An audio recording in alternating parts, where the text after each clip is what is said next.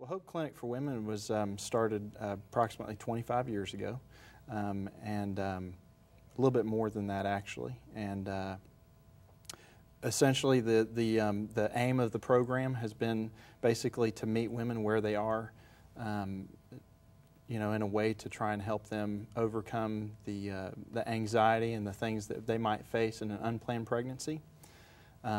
We started out typically ministering to their needs from a medical standpoint, but then quickly started realizing the importance of going after some of the more emotional and spiritual needs that they might have, and just to really help prepare them and equip them to manage the different scenarios that they face in unplanned pregnancy. So, of course, in the past several years, we've moved to trying to encompass ministering to the parents of those young ladies, and then also their male partners, which is where I kind of come in. Several years back, I started there and basically got trained to talk with the guys out there and just kind of slow them down enough to where that they could manage their circumstances in a good way, in a healthy way. So I've been volunteered for about 3 years, and then became their male and parent program coordinator. Yeah, so, wow, that's beautiful. Mm-hmm.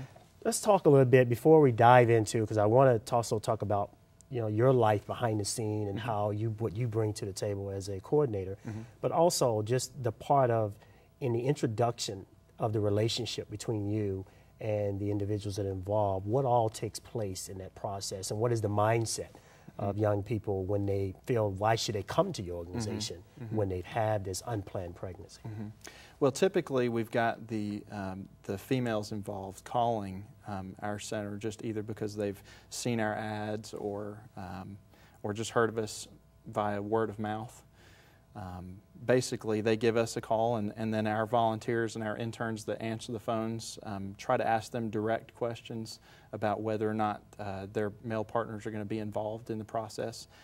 We do everything we can over the phone to try and encourage them to bring them in with them just as a means of support. And then once they show up at Hope Clinic for Women, you know, we approach them and ask them if they'd be willing to come back and talk with us.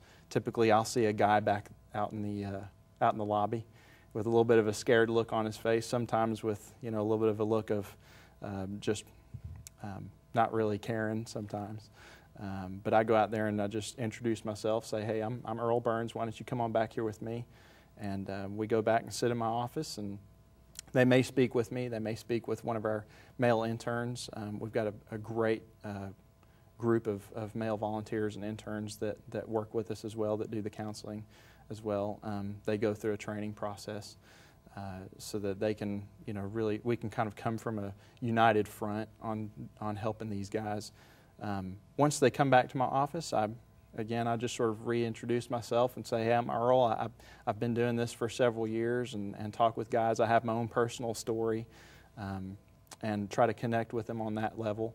I typically don't do the small talk thing to begin with. I typically dive right in there. We generally only have 30 minutes to an hour to talk at that first meeting.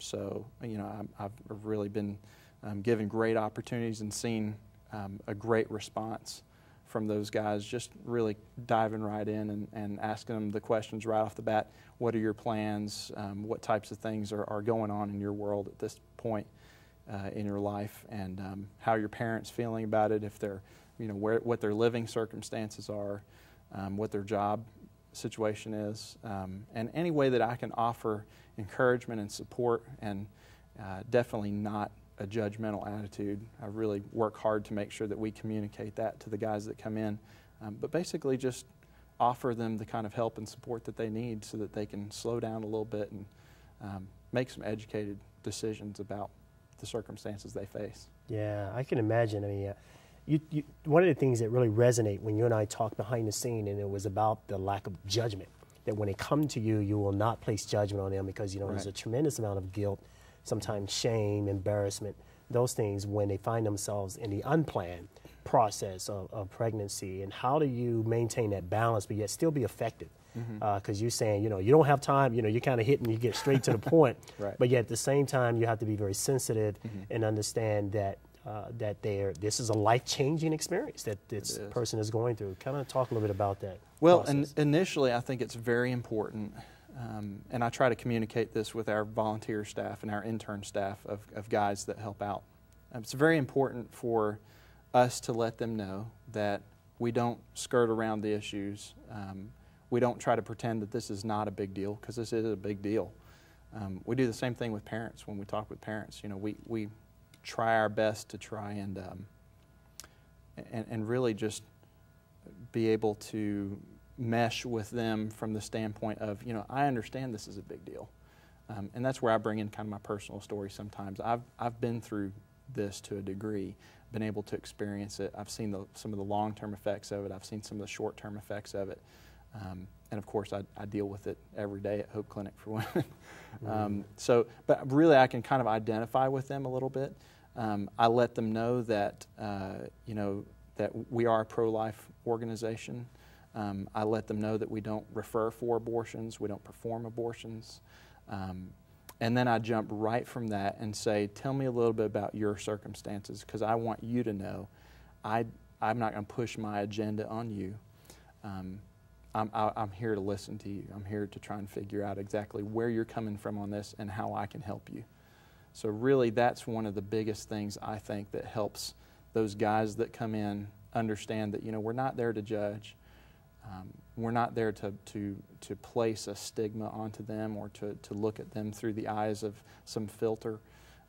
We really want to hear, where are you coming from? What are some of the stressors involved in your life at this point?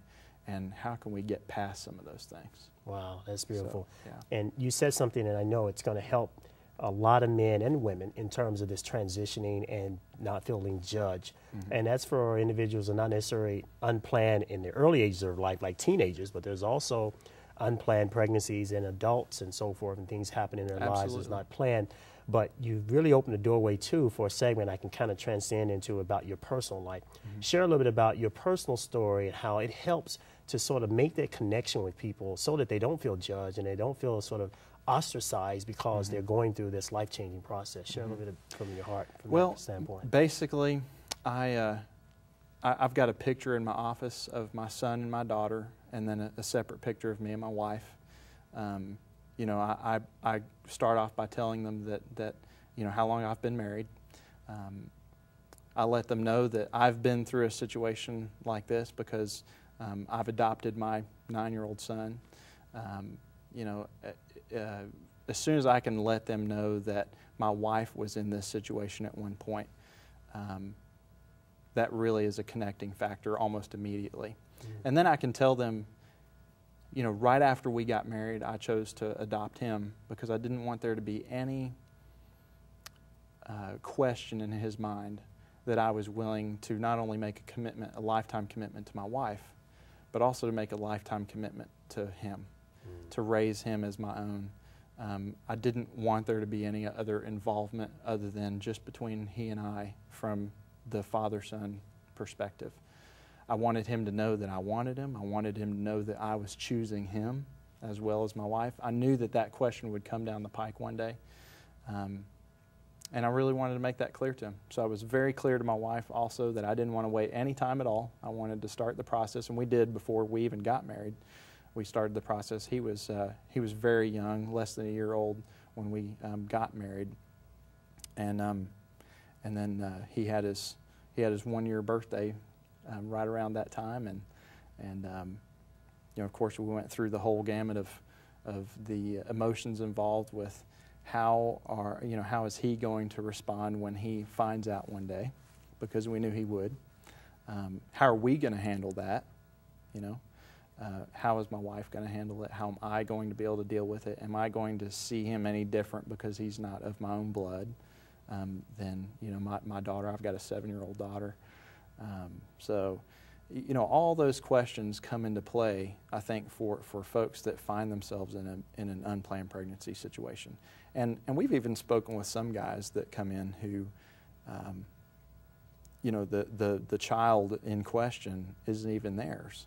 and they're in a new relationship with the girl, and they're kind of wondering, hey, how do we handle this? So I'm able to speak very directly to that and say,